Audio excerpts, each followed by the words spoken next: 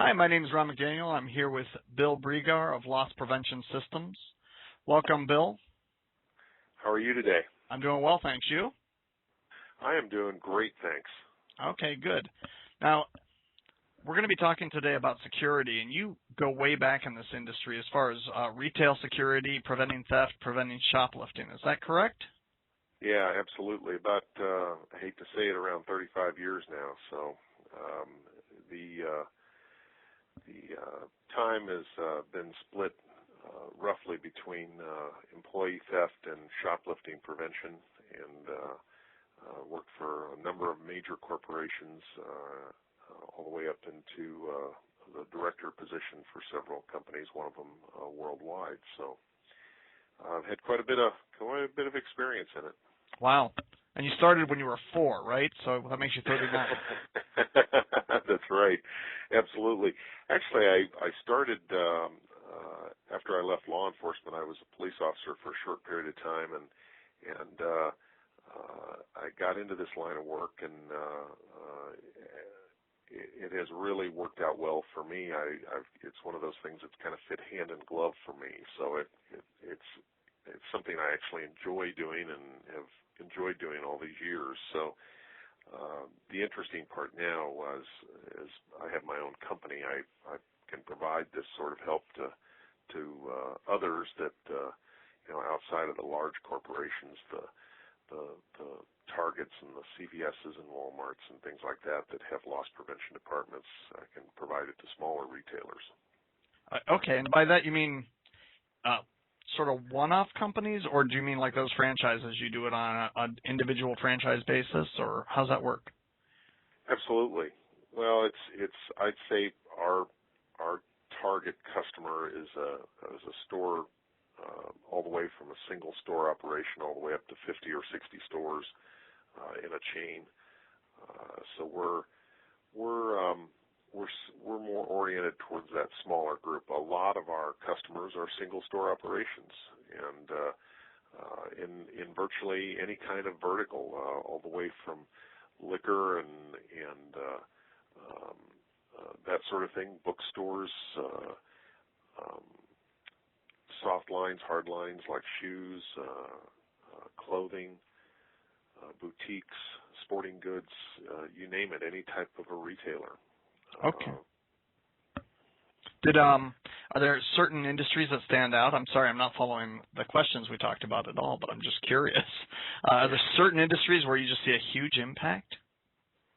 Yeah, there is actually. The clothing industry, for one thing, the shoplifting is so heavy in the clothing industry that most retailers have to have some sort of protection on their goods. Health and beauty aids, drugstore type accounts that have a lot of high-end vitamins and that sort of thing that see a lot of theft. And then we've got what we laugh a little bit about, two opposite spectrums that see a lot of theft. One of them is the Christian-type bookstores. There's a lot of shoplifting and theft out of those stores. And on the opposite side of that, the adult industry with adult materials, the magazines, the videos, the adult toys, that sort of thing. And we've always joked that we could never really get a customer conference together if we got those folks in the same room. I think a lightning bolt would probably strike me dead or something. But there's a lot of shoplifting in both of those areas. Maybe they're the same people, and one week they're really bad, and then the next week they go and steal other stuff to repent. I think so. It'd have to be. Okay, well, we'll get into the official questions here. What are some of the mistakes you see that are really common with maybe the smaller companies that don't have a team already in place and they're trying to do it themselves? What are some of the obvious mistakes you see repeatedly in the industry? Well, I think with shoplifting particularly, I think a lot of the smaller retailers and smaller retailers could be a single store operation up to a couple, 2, 3, 4, 5 stores that haven't figured out what's really happening out there. They think an easy solution a lot of times is to put cameras in and to put closed-circuit cameras into their stores and make them real visible, and that's all good and well. There's nothing wrong with it. In fact, we sell camera equipment, so it's not that I'm dissing that at all. Cameras have their place in a retail environment, but what the retailer doesn't understand is that cameras are reactive. They're not proactive. The shoplifter out there knows that you don't have the staffing to watch the camera system live or even for review. So cameras are really no deterrent for them whatsoever. They know that you're not going to catch them on camera. And yes, there are the odd exceptions where a retailer may have a monitor at his desk, and he or she, watches it, glances at it here or there. But if they're tied to their office, they're not out on the retail floor. That in itself is another problem. So, and paying someone to sit and watch a CCTV monitor and watch cameras all over the store just isn't cost effective. So, by putting cameras in throughout the store, it's fine. You want that because of other issues like burglaries, robberies, employee theft situations. But to deter shoplifting, it's almost a losing proposition. And I think that's one of the big myths out there. Everyone thinks, if I put cameras in, and we get calls from customers that way. They will call and say, we have a camera system in, but we put in, but we're still having shoplifting losses. Well, it's because the shoplifter ignores those cameras. They don't care about them. And if they do, if it's an amateur or an impulse shoplifter, they'll just simply move the merchandise to another area, or they'll try something in front of the camera, obvious, and see if anybody reacts to it. If they don't, they know that there's nothing to fear from it. Interesting. If they slip something in their jacket, as long as they stay in the store, nothing's going to happen to them typically, right? So they can see if anyone comes up to them right after that. Correct. Okay. If they turn around, they may shift some merchandise from one place to another and intentionally do something suspicious to see if store staff will do anything. And if they don't react, they know there's nobody there. Wow.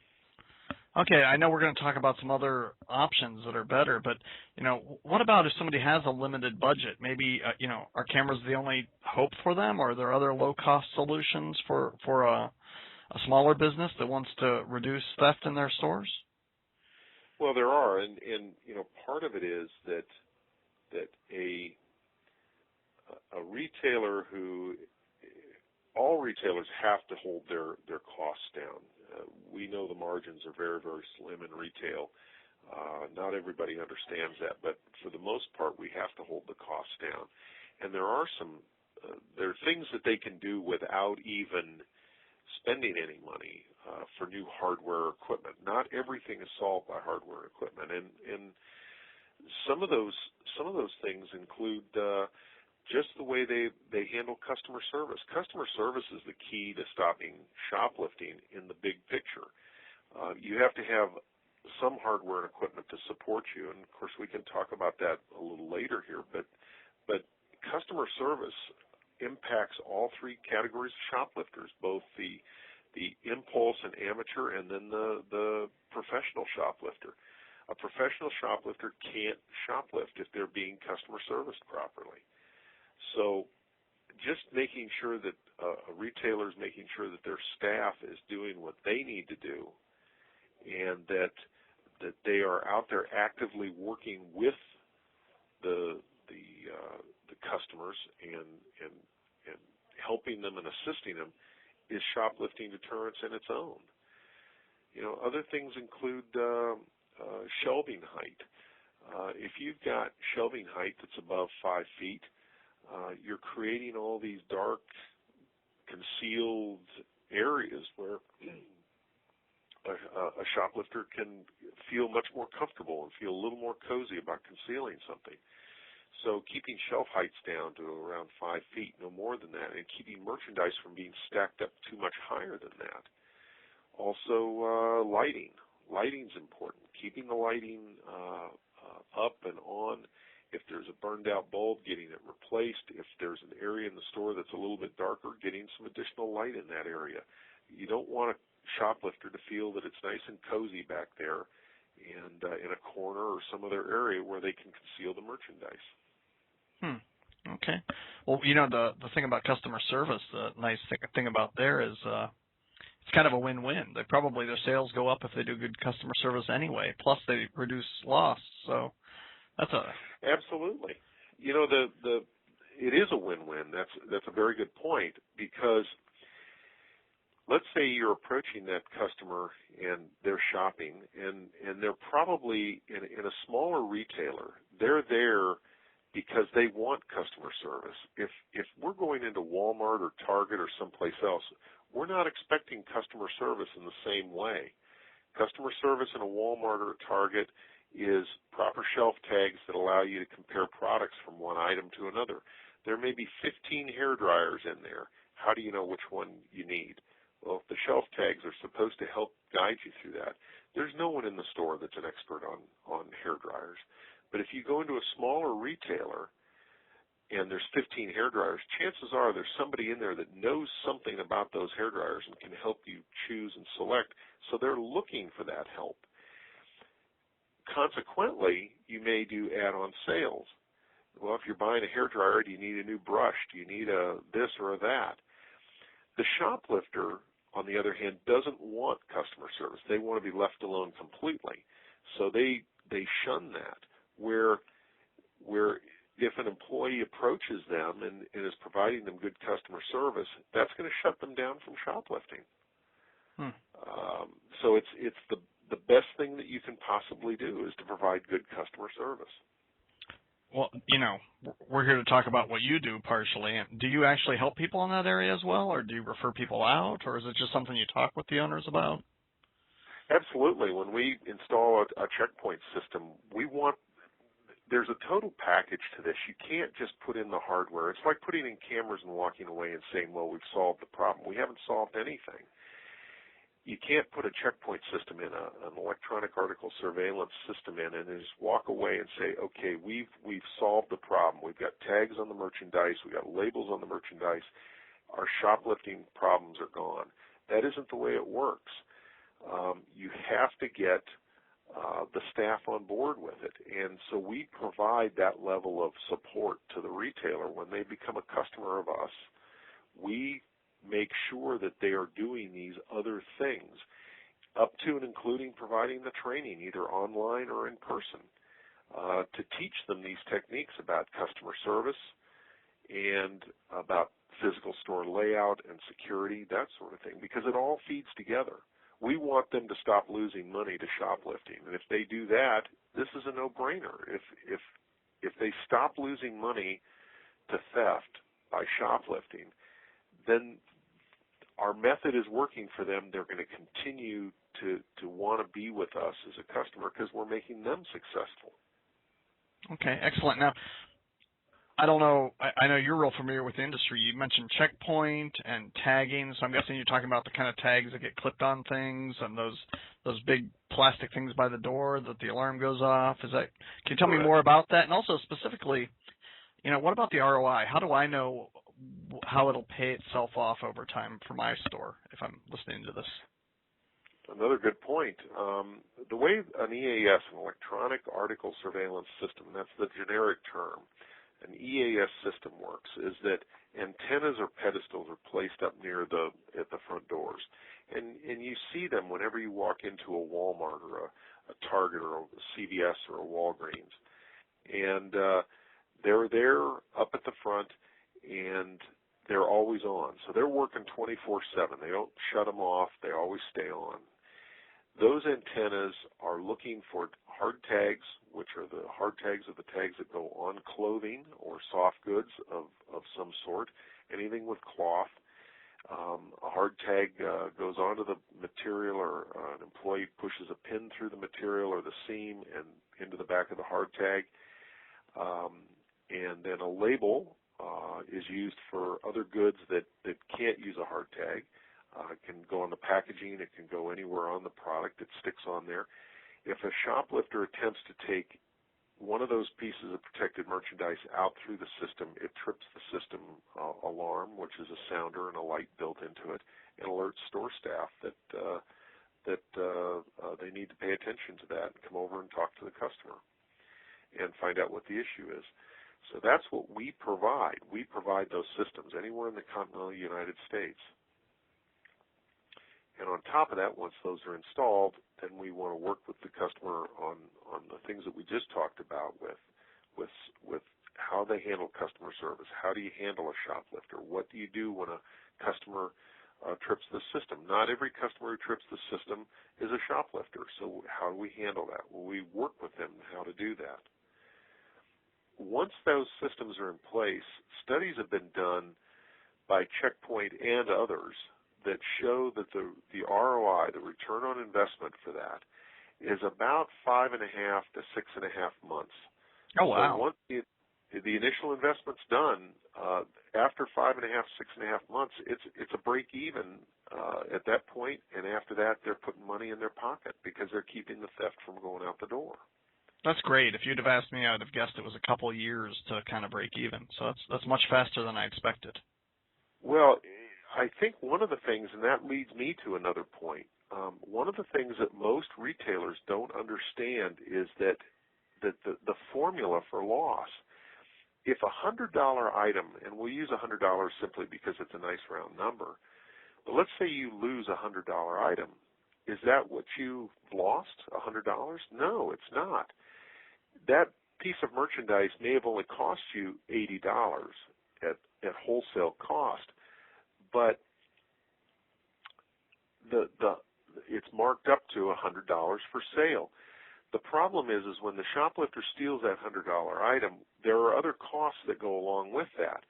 We've got to pay the rent. We've got to pay the shipping of that item. We have to pay for the labor. We have to pay for the light bill, the health insurance, all of these other costs that go into our business. And when we're done with that, the average retailer in the United States on the average item in the United States has about a 2% profit margin. And in different industries, it's different. Grocery, for example, has less. They're working on less than 0.5% of profit margin. Wow. So it's high volume that they have to do. Okay, so now that $100 item has been stolen, and if you're working at a 2% profit margin, you need to take that $100 and divide it by 0.02, which is 2%. And when you do that, I think it comes out to $5,000. So you're going to have to now sell $5,000 in merchandise to break even on that piece of merchandise that was out there for $100. That's just to break even. That's not to make any money. You still have to do your other sales on top of that. Well, that's not feasible. No one can do that. So that $100 item actually at a 2% profit margin represents $5,000 in losses. Okay, that makes sense. Wow. How many times a day can we do that and make money? We can't. And that's on $100. People can shoplift many times that, obviously, if they are good at it. I've personally caught shoplifters that have stolen thousands of dollars at a time. And, no retailer can sustain that. Interesting. What are some of the other best practices? Let's say money's not an object. Okay, so I'm going to get the Checkpoint system with. I'm going to get tags, and I'm going to get better customer service. I'm going to put cameras up, even though I know by themselves they don't do that much. What are some other ideas? Like if I've got a big budget, I'm not going to have this kind of loss anymore. What's a best practice sort of thing? Well, training is probably up there in the top of the list. Every employee, regardless of who they are, it doesn't matter if it's the administrative person in the store, everyone needs to know how to approach a suspected shoplifter, how to provide that customer service, but what to do. We routinely see people that will, if they trip the alarm, the Checkpoint system or an EAS system, they'll just wave the customer through because they don't know what to do. Well, they shouldn't be doing that. That's just allowing shoplifters to walk out the door because shoplifters will take advantage of that. Some of the other best practices, I think, would include and this goes to the training aspect of it, but we as management have to keep theft by shoplifting forefront in employees' minds. We have to make sure that they understand that, and the only way to do that is to spend. I guess it's you would look at it in as money as far as labor time, to make sure that there are monthly meetings and discussions, and that the managers are bringing this up and keeping it fresh in everybody's mind. That these things are occurring. Did you know we lost another item here the other day, and the packaging was found over here, and it cost us $50, or it was a $20 item, or it was a $5 item. So please be aware of that and keep your eyes open for that. I think one of the biggest things that retailers miss is the training and awareness with their own people. Everybody gets so busy that we forget about some of these things, and then we wonder at the end of the day, or even better at the end of the year, why we don't have any money in the bank. It's gone because the shoplifters stole it. What? And are there also I'm sure there's training. I don't know if you provide this for how to handle it when you have caught somebody who might run or something. I remember my wife was a long time ago when we were first married, working at a grocery store, and a kid went after a shoplifter and grabbed him and pinned him. Didn't hit him or anything, but the guy ended up dying. It was like, what should he have done in that situation, I guess? And if I was a business owner, I'd have been mortified that, just call the police, and if he gets away with a pack of cigarettes, it's not the end of the world. Don't tackle people. Right. What are your thoughts there? I'm kind of going off the reservation a little bit, but. Well, we do provide that training, and we provide it either online or in person. And I have a couple of different training packages for that. One of them is titled Shoplifting, because loss is a 4-letter word. And we teach exactly how to handle those folks and what to do by state, because each state's laws are a little bit different in regards to shoplifters.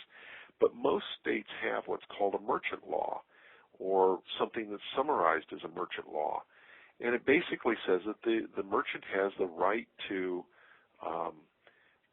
conduct an investigation if they feel that a customer has stolen something from them. They have the right to talk to them, and they have the right to inspect packages and bags and that sort of thing, for the most part, without fear of criminal or civil prosecution.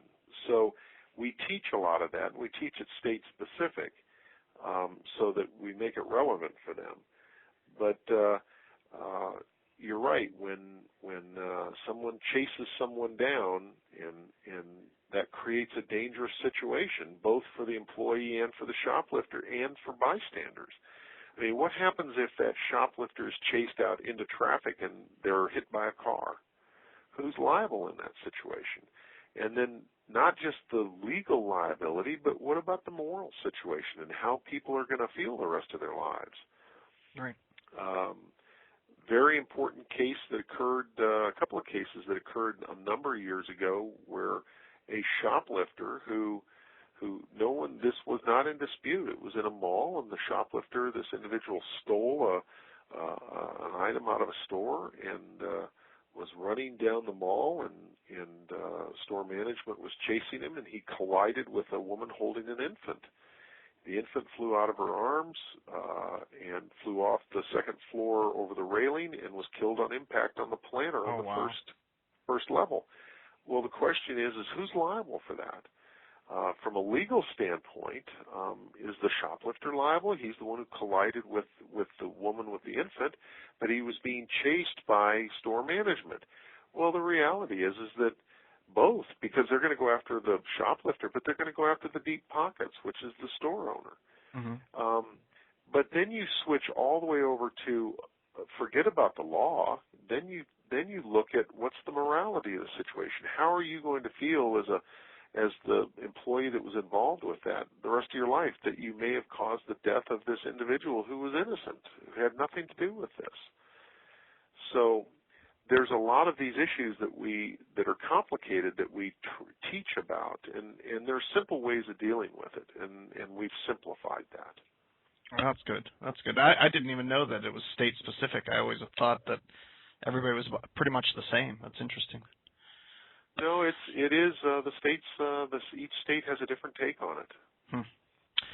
Okay, well let's conclude with, do you have any great stories of, transformations after somebody put security in, that they went from maybe a loss to a very positive thing? And then also, let people know how to find you after you kind of go on that. Mm-hmm. I think I think more than just one, because I do have a lot of real interesting ones, but I think more important than just one is what generally happens in about, I would say 9 out of 10 times once we put a checkpoint system in, what happens in a retail store, and we try to prepare store personnel for this, it changes the dynamic in the store. Shoplifters actually get angry because they've been used to stealing for all these years and getting away with it. They're used to it. It's normal for them. And now we've just cut off their ability to do that. And it makes them angry. So they will, say things like, "Oh, you don't trust us anymore," and that sort of thing. Good customers don't care. It's transparent to them. It's sign pollution to them. They don't care. They're not there. Their intent is not to steal. But we have shoplifters who get angry at people, and it's the store management, and they're the ones who usually are more vocal. And what happens is those people go away. They just leave because they can't steal anymore. Even if they were covering it by buying a small item here or there, they get angry about it. And I think that's probably one of the best testaments to the whole process, is that we're shutting the shoplifter down and we're sending them down the street to your competitor to steal from them. If they're not protected, they're not protected. So it's a kind of an interesting phenomenon. We get calls back from retailers all the time after we put systems in, and when I'm talking to them about how everything's going, we routinely hear that. Wow, that's interesting. With eBay and Craigslist and stuff, as that stuff rose over the years, do you think that had a big impact on people becoming professional shoplifters because it was easier to sell, or no? Absolutely. I think it's in professional shoplifters are really shoplifters that are defined as making their living solely from this. I think an impulse shoplifter, which is the most common level, is the average person who, if we give them an opportunity to steal, they'll do it. Their intent is to keep it for themselves. An amateur will come into a store with the intent to steal when they walk in, but they will also generally only keep the merchandise for themselves, but they won't. And in some cases, they may give it to a friend or something like that. A pro is there to steal and then turn around and resell that merchandise. And eBay has really provided them, and Craigslist, a place to do that. I'll give you a good example of this, and this is from prior to eBay and Craigslist. Many, many years ago, one of the major metropolitan cities in the United States did a study of the flea markets, the 3 flea markets that functioned in that city limits. And the study concluded that over 85% of the products that were sold at a flea market are stolen property. Wow. If that's happening at a flea market, can you imagine what's being done on eBay and Craigslist? eBay has had so much of a problem that they have, in the past several years, have had to start a loss prevention department, and they have a vice president of loss prevention now to help shut down a lot of this, because there's a lot of organized theft that's being routed that way. Okay. So, if I'm listening to this recording, and I want to at least talk to you about, what I can do in my store, how do I get a hold of you? What exactly are your full scope of things you offer, that kind of thing? Well, the easiest way to get a hold of us is either by email or phone call, and if you've got a pen handy, the phone number here is 770-426-7593. I'm at extension 101. 770-426-7593, extension 101. Our toll-free number is 866-914-2567. Same extension 101. You can also email me directly if you'd like, and that's Bregar, so it's BBREGAR at, and then the full company name, LOSS, L-O-S-S, Prevention Systems, systems is plural, .com, so Bregar at losspreventionsystems.com. Okay, fantastic. And really, you're happy to talk to anybody that has questions about any, maybe it's training, maybe it's a checkpoint system, maybe it's cameras. Absolutely. Even. Absolutely. You're happy to have the call, correct?